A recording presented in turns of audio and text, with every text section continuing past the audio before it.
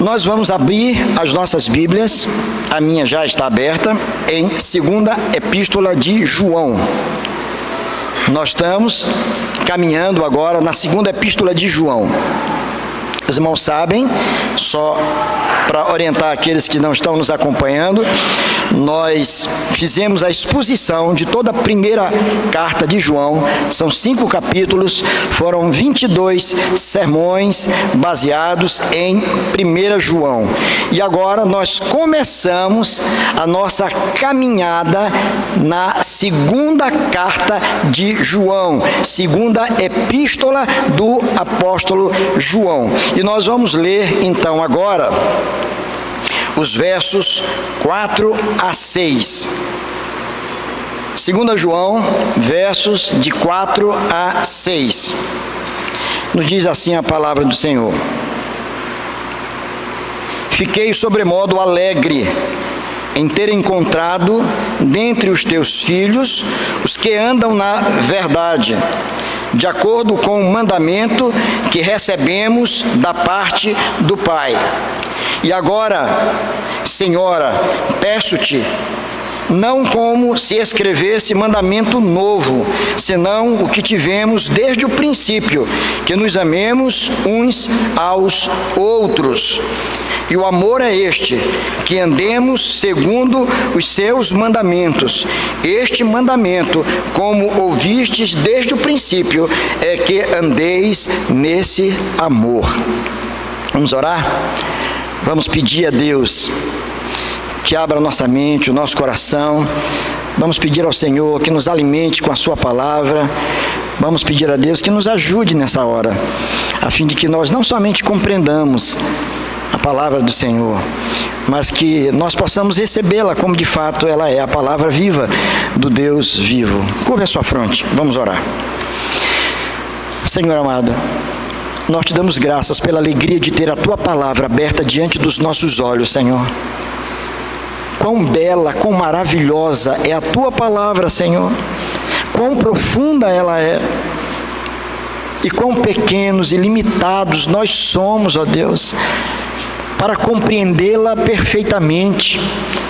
Falta-nos muitas vezes a força e o desejo de recebê-la e guardá-la no nosso coração, mas que o Senhor olhe para nós e nos ajude, a fim de que este seja de fato o nosso desejo, de agasalhar a tua palavra nos nossos corações, a fim, ó Deus, de que possamos viver de tal maneira que o teu nome seja honrado, de que possamos caminhar nesta vida sem maiores tropeços, Senhor, que possamos ter discernimento e sabedoria, a fim de que sejamos, cada um de nós, bênçãos neste mundo tão confuso, Senhor. Abençoe a nós, as nossas famílias, a igreja do Senhor, que aqui se reúne para prestar um culto ao Senhor e para ouvir da tua palavra. Desvenda, Senhor, os nossos olhos, para que contemplemos as maravilhas da tua lei. Oramos no nome amado de Jesus. Amém. Meus queridos irmãos, nós começamos no domingo passado a exposição da segunda carta que o apóstolo João ele escreve aos seus irmãos na fé. Na primeira carta, nós aprendemos e nós vimos que João escreve não propriamente para uma igreja específica, mas ele escreve para os irmãos ou para as igrejas que estavam espalhadas naquela região da Ásia Menor. João estava em Éfeso, que era então a capital, era uma grande cidade, e ali ele escreve a sua primeira carta aos irmãos que se reuniam naquelas igrejas. Nesta segunda carta, pelo que nós encontramos aqui, percebemos, de forma até muito clara, que ele escreve para uma igreja específica. Isso nós vimos no domingo passado, quando ele diz: o presbítero, a senhora eleita e aos seus filhos. Então ele está usando uma linguagem metafórica para se referir a uma determinada igreja. E aos filhos a quem ele se refere aqui são exatamente os membros daquela igreja.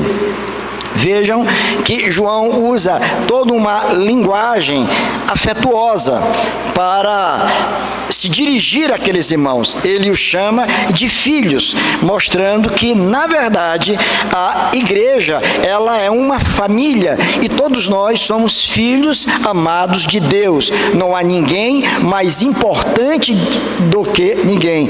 Todos somos exatamente iguais aos olhos do Senhor.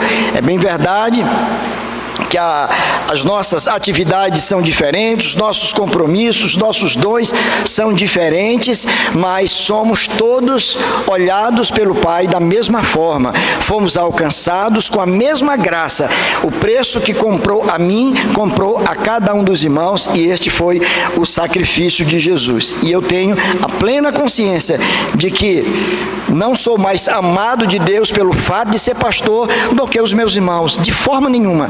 Todos somos igualmente amados do Senhor. Agora, nesta nova sessão que nós lemos, nós observamos a maneira com que ele se dirige aos seus irmãos. Claramente você percebe de que há alguma coisa que o preocupa. E há algo para o qual ele vai concentrar a sua atenção. A igreja estava vivendo sob uma forte ameaça. Um grupo de indivíduos, de pessoas que até mesmo conheciam o Senhor, mas que agora estavam buscando outro tipo de relacionamento com Deus, elas estavam ameaçando a igreja. Era um grupo que achava que não se precisava mais tanto da orientação dos apóstolos, porque a verdade de Deus ou a vontade de Deus podia chegar a cada pessoa através de uma forma mística. Você poderia receber as orientações de Deus de forma direta.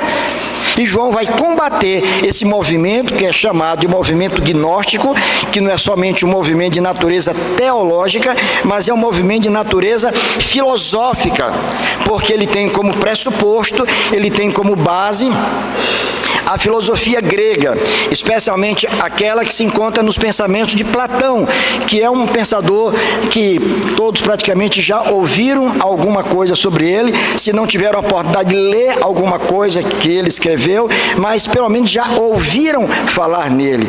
E Platão defendia uma perspectiva dualista da vida, o mundo material e o mundo espiritual. A matéria é má e o espírito é bom. E você pode então perguntar, mas qual é o problema nisso aí? Em se acreditar nessa dupla realidade, uma realidade de natureza espiritual e outra material. É que esse tipo de pensamento afetava a pessoa de Cristo e a sua obra, porque Cristo, ele encarnou, tomou a forma humana. Ora, forma é matéria.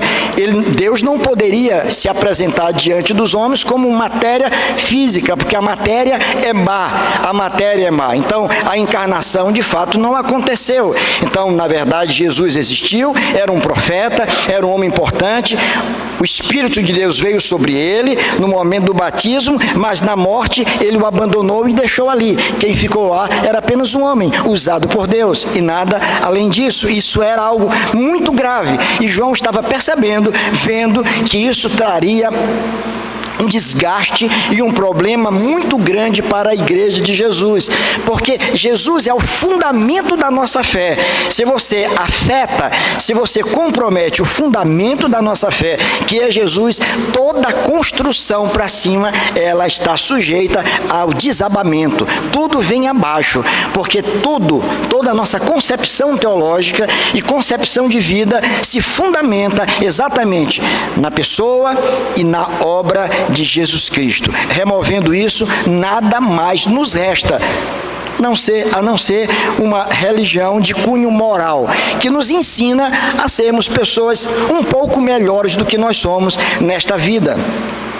Agirmos de forma correta, respeitando exatamente os valores da época, respeitando o nosso próximo, nada além disso. Então João escreve, e nesta segunda carta isso fica muito claro. E ele vai concentrar a sua atenção em cima de uma realidade que à época já estava sendo uma preocupação, que é o conceito de verdade. O que é verdade? Irmãos, eu vou dizer uma coisa para vocês.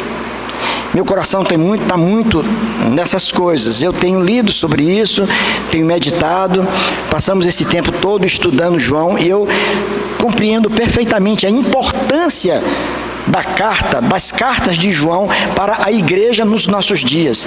Nós estamos sendo chamados a uma séria reflexão acerca da nossa vida como povo de Deus. Nós estamos sendo chamados pelo Senhor para pensarmos, para refletirmos acerca dos fundamentos da nossa fé, para que não estejamos sendo enganados, para que não distorçamos a verdade, muitas vezes com o desejo de conhecê-la, de melhorar alguma coisa, nós podemos cair num poço muito profundo.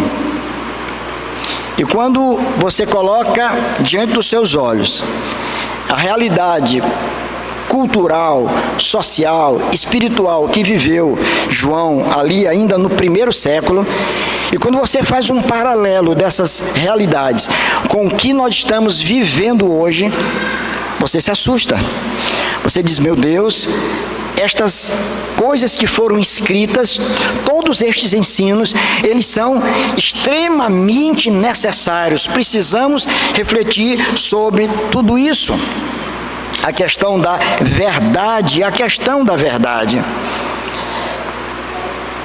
Há um filósofo, um dos mais importantes do século XIX, ele nasceu em 1833 e morreu em 1911.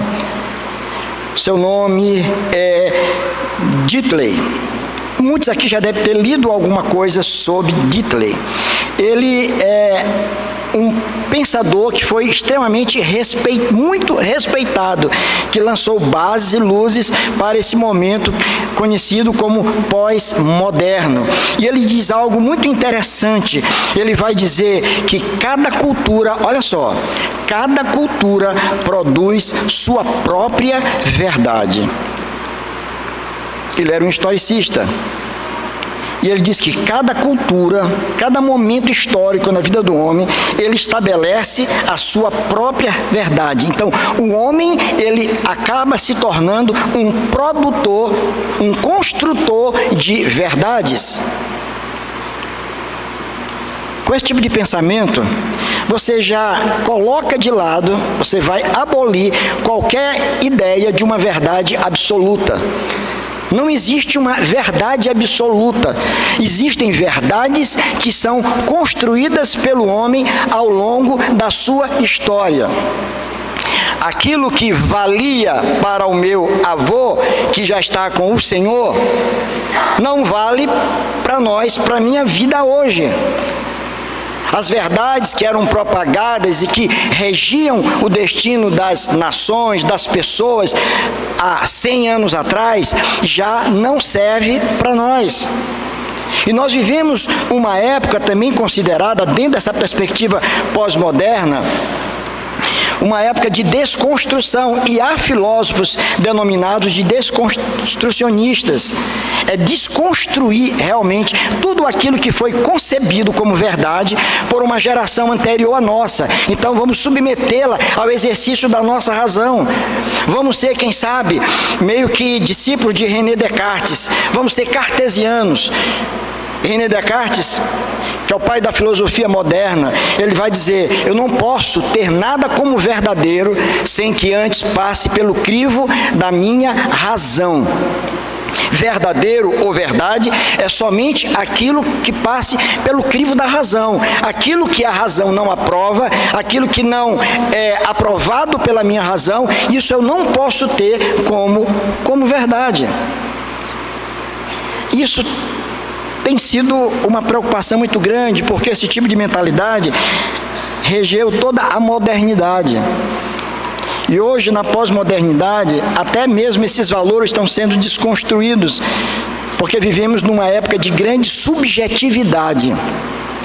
Cada um vive o seu mundo. Cada um vive como quer. Cada um elege para si aquilo que ele entende como sendo a verdade. O que é a verdade para mim pode não ser para você, e nós podemos conviver muito bem, desde que nos respeitemos e vamos engolir tudo aquilo que está sendo dito que não tem amparo, por exemplo, nas Escrituras. Isso vive. Nós vivemos sobre essa atmosfera. Você sai da igreja, de um culto, é isso que você encontra lá fora. Essa mentalidade que você encontra na escola, essa mentalidade que você encontra na sua roda de amigos, essa realidade que você encontra no seu ambiente de trabalho. O grande problema, irmãos, e que isso aí traz a preocupação para nós, é quando essas coisas todas começam a ser vistas dentro da própria igreja. Quando nós já não nos submetemos mais estas verdades que fizeram com que a igreja chegasse até os nossos dias, onde o liberalismo começa a reinar no nosso meio. Historicamente falando, se você fizer um estudo acerca da história da igreja, você vai ver que onde o liberalismo chegou, ele matou a igreja, ele acabou com a igreja. Isso aconteceu na Europa, com igrejas que foram verdadeiros instrumentos nas mãos de Deus para a propagação da fé cristã. Essa é uma verdade que vem acontecendo nos Estados Unidos, e uma verdade que também chegou à nossa pátria brasileira. Irmãos que esfriam na fé, apesar de continuarem dentro da igreja. Irmãos que já não creem mais nas verdades encontradas nas Escrituras. Há irmãos que acham que existem muitas contradições nas Escrituras. Pessoas que elegem determinados versículos como sendo versículos importantes e desprezam outros. Talvez você já tenha encontrado, nesse contexto, pessoas que, eu já encontrei, irmãos, pessoas que dizem assim: pastor, eu não entendo o porquê do Antigo Testamento assim, eu não entendo, parece-me que é outro Deus lá, e eu gosto mais de ler o Novo Testamento. Do Antigo Testamento eu gosto de ler os Salmos, mas o restante não. E já teve alguém que, conversando comigo, alguém evangélico, eu disse: pastor, eu leio muito a Bíblia, agora eu acho que o livro de Levítico não tem nada a ver, não era para ter lá, é muito sangue, é muita coisa feia, aquilo não deve estar ali. Pessoas que estão sentadas dentro de uma igreja, louvando a Deus, cultuando a Deus, mas que têm esse tipo de compreensão. O que seria então isso? Por que João estava chamando a atenção do povo, e aqui, nessa carta, ele vai chamar a atenção do povo acerca da verdade? O que ele está dizendo aqui? Olha só, ele vai falar da sua alegria em encontrar alguns irmãos. E ele diz: fiquei sobremodo alegre em ter encontrado dentre os teus filhos os que andam na verdade. Eu fiquei muito feliz em ter encontrado pessoas que andam na verdade. Muito cuidado com a interpretação dessa passagem, porque pode parecer que ele está fazendo uma crítica a uma boa parte da igreja que não anda na verdade. Tipo assim: olha, eu encontrei uma igreja, mas fiquei muito feliz que nessa igreja tem algumas pessoas que andam na verdade, como se os outros não andassem.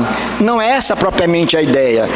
Não é exatamente isso o que ele quer dizer. E muitos comentaristas chegam a afirmar que provavelmente João tenha recebido lá em Éfeso a visita de irmãos de uma determinada igreja, um grupo de irmãos que o visitaram, ou que ele tenha encontrado em algum lugar, e eles se apresentaram e conversaram, e ali ele percebeu que aquela gente estava firme e fiel à palavra do Senhor. Então, por aquele encontro, ele percebeu que aqueles irmãos, eles estavam seguros na fé, e isso trouxe uma alegria muito grande. Irmãos, essa é a alegria, como Matthew Henry diz, que todo pastor tem. Quando encontra alguém aí fora, um outro pastor, e diz: fulano de tal, eu encontrei o membro da tua igreja, esteve aqui visitando. Rapaz, que bênção! gostei, sabe, uma pessoa assim tão convicta da fé, tivemos uma oportunidade de conversar, que coisa boa, que alegria vir ao nosso coração, quando a gente sabe que os nossos filhos, os nossos irmãos, eles estão se comportando bem. A mesma coisa que todo pai e toda mãe fica feliz quando sabe que seus filhos estão se comportando bem. Qual é o pai, qual é a mãe? Especialmente as mães, que geralmente é quem mais vão para essas reuniões nas escolas de pais e mestres, não é, Daniel? Aí chega lá, está todo mundo sentadinho, olhando, e vem lá a professora e traz elogios para os seus filhos. E diz, olha, teu filho é maravilhoso, ele é um menino tão respeitador, ele é tão comportado, ele é um menino muito sério.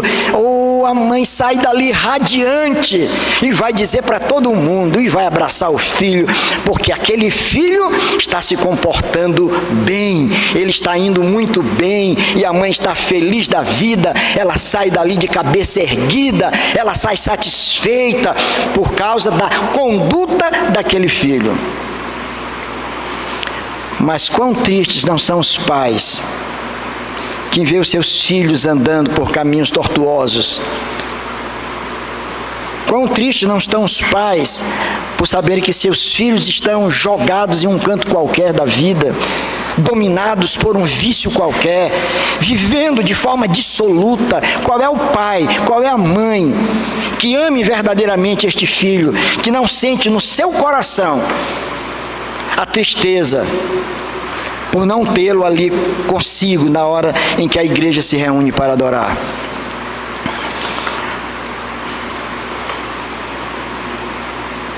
Eu tenho certeza que isso acontece. Era isso que João estava dizendo aqui. Ele se alegrou muito, porque aquele grupo que esteve com ele eram pessoas que estavam andando na verdade, que estavam comprometidos com a verdade. E ele louva a Deus por aquelas pessoas. E aqui, olhando para esta passagem, nós concluímos, irmãos, que os filhos de Deus, eles devem andar na verdade. Todo filho de Deus deve andar na verdade. João não somente elogia aqueles irmãos pelo fato de estarem se comportando assim, mas aqui também vai uma palavra de exortação, diz, olha, é assim que todo crente deve viver. É assim que todo homem que foi alcançado pela graça deve viver, apegado, mergulhado na verdade, mergulhado na verdade. Todos nós precisamos fazer isso. João, com estas palavras, ele estava também aqui, combatendo um grupo de pessoas que se levantou dentro da igreja, que estavam, de certa forma, tentando desconstruir as verdades que estavam sendo ensinadas naquela igreja. Ele percebeu que naquela comunidade havia um foco, e era um foco formado por pessoas, eu diria, como todos os focos dentro de comunidades, que surgem muitas vezes com boa intenção. Com boa intenção. E eu me lembro de uma época, já faz bastante tempo, pelo menos uns 30 anos, que na igreja onde eu pastoreava, tomou conhecimento de que havia um grupo de jovens que estava se reunindo. Muito bom, eu fiquei feliz, que bom que as pessoas estão se reunindo para orar, e o foco era oração, leitura da palavra e oração. Mas depois veio a preocupação, porque eu fui informado de que coisas estranhas estavam acontecendo, de que pessoas estavam saindo, muitas vezes em busca de profecias. Havia um local, uma comunidade aqui, onde havia uma profetisa, e muitos estavam impressionados, e alguém me disse, olha, eu fui lá, ela botou a mão na minha cabeça e disse muita coisa sobre mim e sobre a minha igreja. Ainda disse assim, olha, você é dessa igreja, essa igreja vai fechar. Pelo contrário, a igreja cresceu cada vez mais, está uma bênção até hoje. Pessoas que estavam desejosas de ter uma vida espiritual plena, pessoas que queriam ter experiências legítimas com Deus, experiências verdadeiras, mas que não estavam se submetendo ao ensino que estava sendo ministrado ali na igreja, pelos pastores, pelos presbíteros, pelos professores da escola dominical. Nas pessoas que achavam que faltava algo, tem alguma coisa que está faltando. Eu sinto que falta algo, vamos em busca desse algo. Em pessoas que estavam mergulhadas, estavam se mergulhando num problema muito sério. E eu precisei correr atrás, conversar com um por um e entender as razões de um por um. Graças a Deus, ninguém se perdeu. Todos permaneceram firmes. E o tempo mostrou a eles exatamente o problema que eles estavam se envolvendo. Sabe, irmãos, João estava antevendo um problema. João estava apontando para uma necessidade também. Os filhos de Deus devem andar na verdade. Por quê? Por quê? Por que nós devemos andar na verdade? E eu gosto de raciocinar assim. Até nos meus sermões eu gosto de raciocinar dessa forma. Não forçando o texto para dizer o que eu penso, mas para encontrar exatamente uma forma mais fácil de os irmãos compreenderem.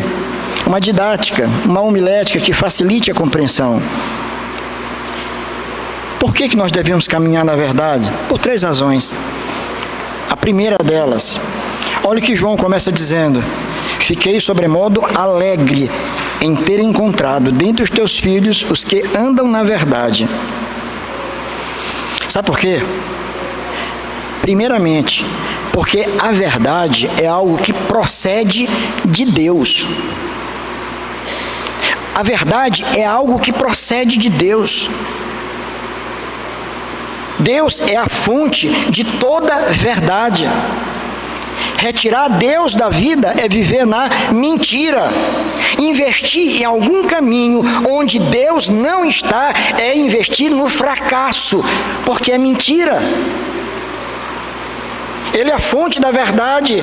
Fiquei sobremodo alegre em ter encontrado dentre os teus filhos os que andam na verdade, de acordo com o mandamento que recebeste da parte do Pai. Vejam, a fonte, João está dizendo, é o Pai. A fonte dessa verdade é o Pai, são os seus mandamentos.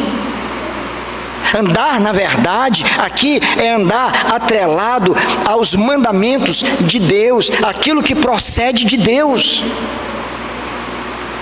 Precisamos andar na verdade, porque essa verdade, ela procede do próprio Senhor. Vocês se lembram daquela passagem que está registrada lá em João 18, quando Jesus vai estar perante Pilatos? Eu quero ajudá-los a lembrar. E Jesus diz algo muito, muito interessante. Ele diz assim: todo aquele que é da verdade ouve a minha voz. Todo aquele que é da verdade, ou que está pegado à verdade, ele ouve a minha voz. Jesus diz isso perante uma autoridade, perante Pilatos. E sabe o que é que Pilatos diz ali? Logo no verso seguinte, o verso que eu citei é o verso 37. No verso 38, ele faz uma pergunta, e essa pergunta, Pilatos, ela é de natureza tanto teológica quanto filosófica. E a pergunta dele é: o que é a verdade? É uma pergunta até simples, consequência do que o Senhor Jesus falou. Aquele que é da verdade. A pergunta então é: sim, e o que é a verdade? O próprio Senhor Jesus, ele dá uma resposta, não no mesmo texto, mas lá no Evangelho de João, no capítulo 14, no verso 6, o que Jesus diz? Eu sou, o quê? O caminho, a verdade e a vida. Ninguém vem ao Pai senão por mim. Está entendendo? O próprio Jesus vai dizer: eu sou a verdade. Aqueles que foram alcançados pela graça vivem na verdade. E o que é a verdade? Jesus é a verdade. Os ensinos de Jesus são verdadeiros. A palavra de Deus é autoritativa porque ela é verdadeira. Ela é infalível porque ela é verdadeira. Ela é inerrante porque ela é verdadeira, porque ela procede de Deus. E tudo que procede de Deus é verdadeiro. Você pode não entender, você pode não aceitar, você pode achar absurdo, mas é verdadeiro. Eu fiquei triste com um vídeo que eu vi recentemente de um irmão muito querido, eu quero muito bem a ele, é um pastor de uma determinada igreja, e ele dizia assim, num vídeo, está público, não foi só na igreja, essa ideia que muitos cristãos têm de, no casamento, essa ideia de submissão da mulher, isso está errado. Então precisa ser tratado, precisa ser revisto, esse conceito de submissão, isso de forma amorosa, isso sendo dito de forma amorosa. Conceito de submissão. Quando há toda uma tentativa de ressignificar as Escrituras, de rever as verdades que estão aí, porque elas foram aplicadas para um povo de uma outra cultura, não serve mais para nós. Aquilo que era combatido lá atrás, não pode ser mais combatido hoje. Fidelidade conjugal, não, isso aí, existem muitos modelos, muitas formas de estruturas familiares, e pasmem, isso foi dito por um dos ministros do STF, daqui do Maranhão, seu Flávio Dino. Eu não tenho nenhum receio de dizer nem o nome dele. Não compreende a palavra. Inclusive argumentou. Olha o modelo de família de Abraão. Olha o modelo de família de Davi. Tantos outros casos que estão aí. Então essa coisa de alegar a família desse padrão, nessa perspectiva judaico-cristã, isso não está certo. Os irmãos estão percebendo que nós precisamos andar na verdade, nos apegar cada vez mais a essa verdade. Irmãos, a nossa geração vai passar. Que tipo de igreja nós vamos deixar para a geração que vem depois? Eu dizia para um colega meu, pastor, senão é uma pessoa muito preparada, um dos mais preparados que nós temos aqui. Eu dizia para ele, eu fico muito feliz quando eu vejo uma pessoa como você. Porque para mim, um pastor que já está descendo ladeira, olhar para alguém que está assim novo, está com esse vigor todo, isso é muito feliz, isso me faz acreditar que sim, nós vamos ver uma geração forte ainda se levantando. Mas é algo que nos preocupa. Se nos preocupa, como é que nossos filhos vão se comportar? E a igreja, como é que vai se comportar daqui a algum tempo? Precisamos, meus irmãos, todos nós devemos andar na verdade. Essa verdade que nós recebemos, que encheu o nosso coração, que está conosco. Precisamos andar nessa verdade que é Jesus e os seus ensinos, porque esta verdade procede de Deus. João estava dizendo, Jesus nasceu do Pai, Ele veio do Pai, Ele é verdade, Ele é Deus, e todos os seus ensinos são verdadeiros. Por isso que nós temos que nos apegar e andar nessa verdade. Não abra mão dela por nada nesta vida. Se mantenha firme, nem que por causa disso você tenha que sofrer. Porque todos quantos querem viver piedosamente em Cristo Jesus, de alguma forma, segundo o apóstolo Paulo diz, serão perseguidos. Então nos mantenhamos fiéis a Deus, fiéis a essa verdade grandiosa que é Jesus e a sua palavra. Uma outra razão porque nós devemos andar na verdade, não só porque a verdade procede de Deus, mas pelo que João fala aqui, fiquei sobremodo alegre. Você pode imaginar um senhorzinho de mais de 90 anos aqui agora, quem sabe saltando de alegria, dando murros no ar e dizendo, que beleza, que meninos preciosos, que coisa boa, eu não posso estar lá onde eles estão, mas eu tenho certeza que tudo vai dar certo, porque esses meninos são firmes. Eu estou feliz, radiante de alegria, estou sorridente porque eu vi pessoas apegadas à verdade, essa verdade grandiosa que chegou até nós.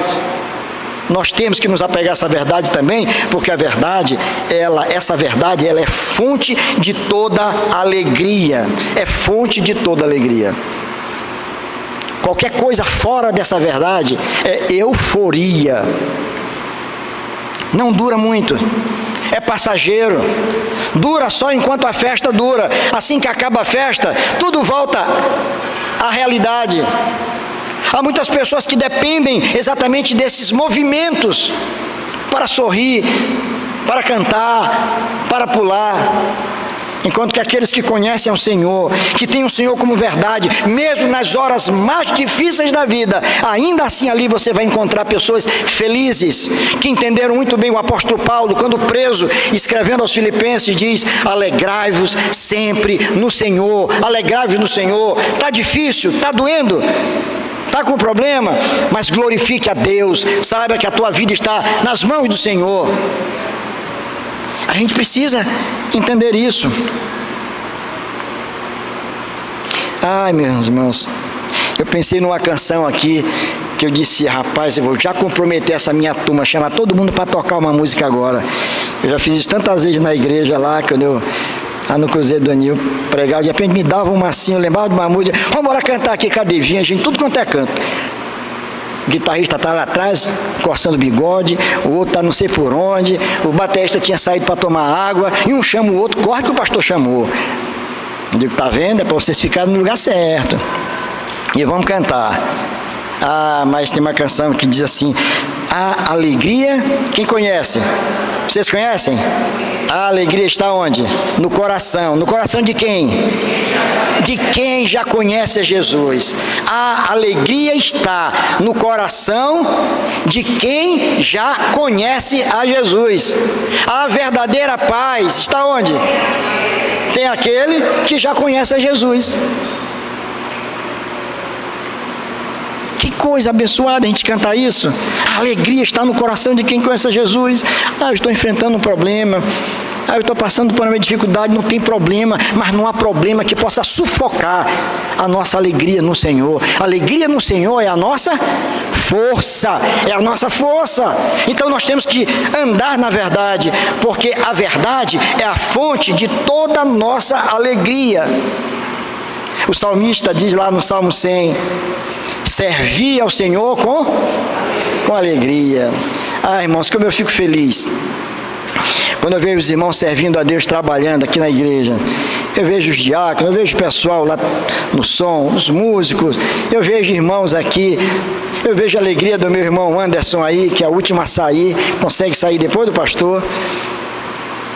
Só sai depois que está tudo arrumado, né, Anderson? E fazendo com alegria, em momento algum chateado, cansado, criticando alguém porque ficou sozinho, de jeito nenhum. Fazendo com alegria. Como é bom servir ao Senhor e fazê-lo com alegria. Vir para a igreja com alegria, cultuar a Deus com alegria. Ah, foi mamãe que me acordou cedo para vir para a igreja. Alegre o seu coração, porque você tem uma mãe que zela por você. Porque você tem um pai que está te orientando, te colocando no caminho certo. Que bênção é servir com alegria. Os filhos de Deus devem andar na verdade, porque a verdade, em primeiro lugar, ela procede de Deus. Em segundo lugar, porque a verdade é fonte de alegria, de toda alegria, Gisele, isso mesmo.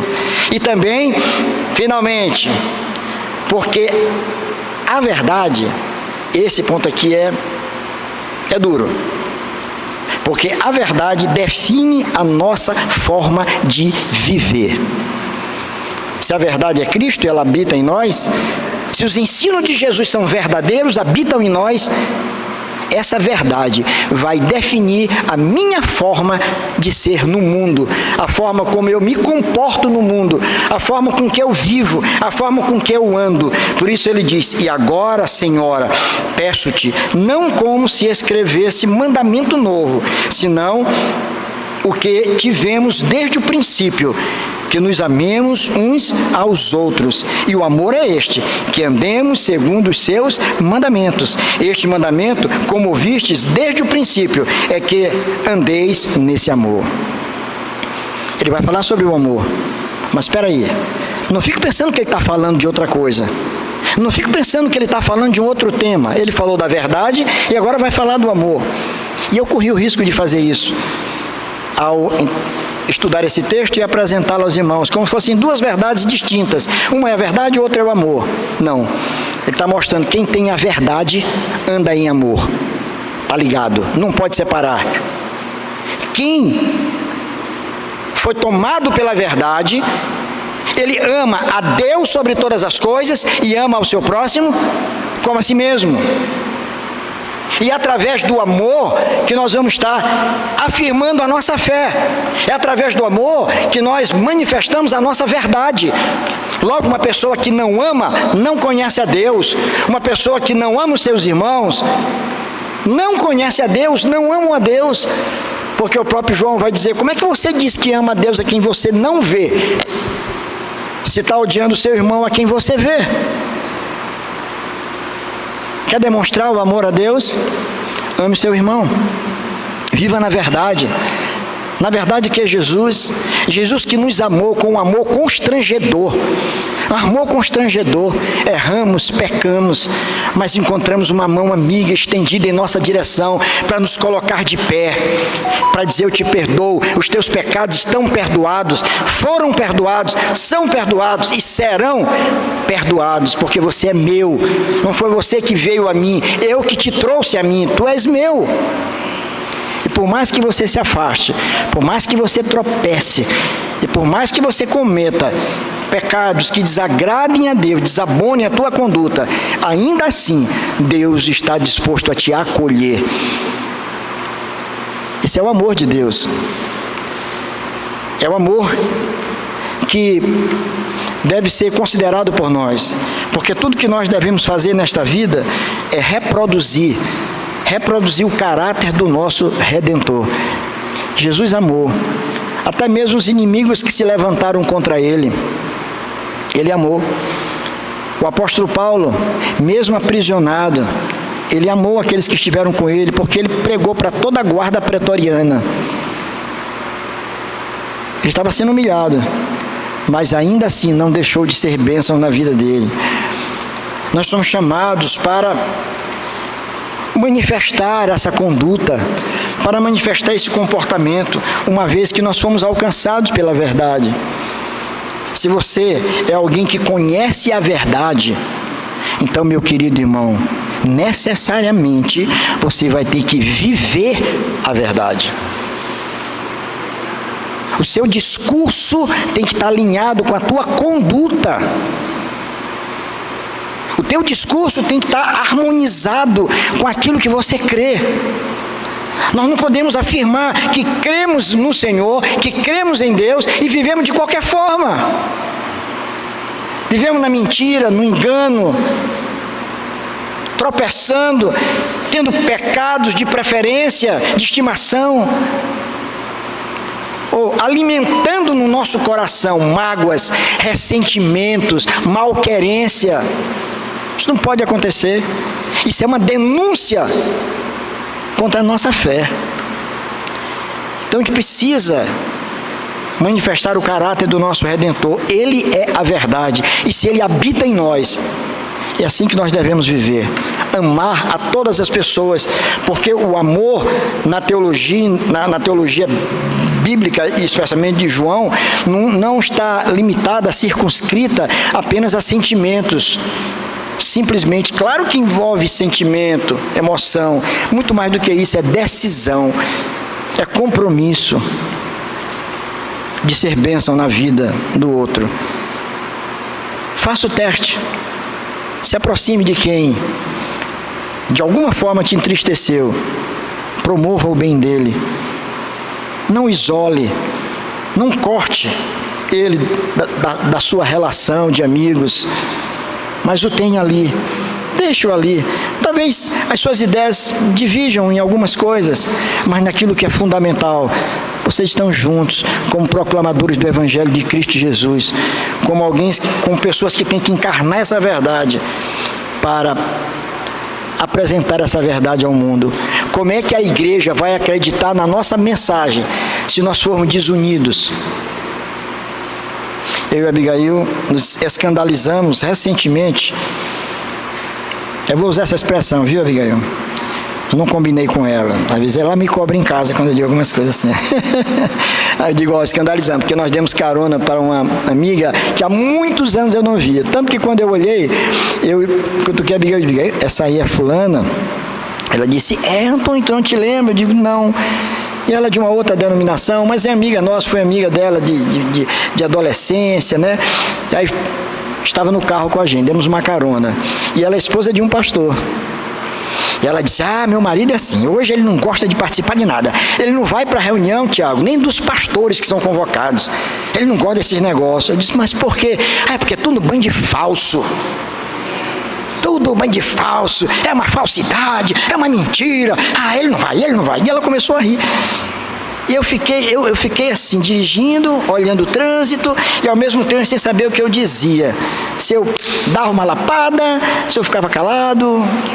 Eu preferi ficar calado ali naquele momento, porque estava chegando no local para a gente ir e não tinha tempo para poder refutá-la, como ela merecia ouvir. Mas como é que pode isso? Um pastor, uma esposa de um pastor, que não quer estar onde seus irmãos estão, porque ela afirma que ali é um ambiente de muita falsidade. Irmãos, não existe lugar melhor para nós estarmos do que junto com os nossos irmãos. E eu confesso para vocês, concluindo aqui, eu tenho o maior prazer de estar com vocês. Eu tenho o maior prazer de poder encontrá-los, de apertar a mão, de abraçar, de estar perto de vocês. Porque eu me sinto fortalecido, amado, porque aqui a gente pode juntar, apesar de diferenças que possamos ter, a gente pode juntos glorificar a Deus e servir ao Senhor fazendo com alegria. Então, queridos, vamos nos apegar à verdade, e essa verdade é Cristo e a sua palavra. Vamos nos apegar cada vez mais a essa verdade, a todo o conteúdo do Evangelho, porque a verdade, em primeiro lugar, procede de Deus, porque a verdade, em segundo lugar, ela é fonte de alegria, e em terceiro lugar, porque a verdade define a nossa forma de viver. Que nós possamos ser vistos lá fora como homens e mulheres que vivem a verdade, que vivem a Jesus. Que Ele nos abençoe. Amém.